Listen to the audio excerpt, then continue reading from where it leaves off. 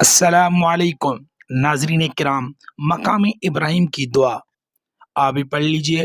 اللہم انک تعلم سری وعلانیتی فاقبل معذرتی وتعلم حاجتی فآتنی سعالی وتعلم ما فی نفسی فاغفر لی ذنوبی۔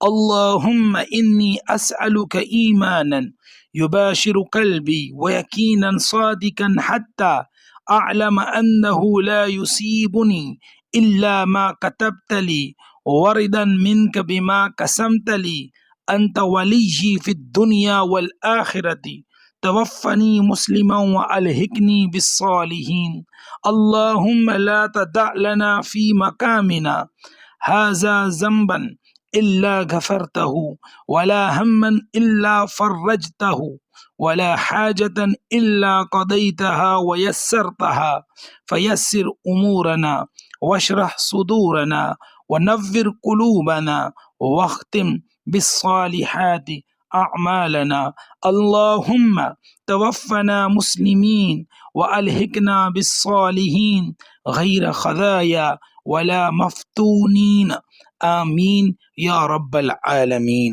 ترجمہ: اے اللہ، تو میری سب چھپی اور کھلی باتیں جانتا ہے، لہٰذا میری معذرت قبول فرما۔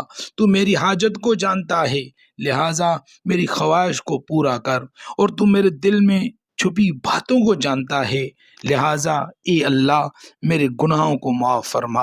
اے اللہ، میں تجھ سے ایسا ایمان مانگتا ہوں جو میرے دل میں سما جائے، اور ایسا سچا یقین کہ میں جان لوں کہ جو کچھ تو نے میری تقدیر میں لکھ دیا ہے وہی مجھے ملے گا، اور تیری طرف سے اپنی قسمت پر رضامندی اور آخرت میں تو ہی میرا مددگار ہے۔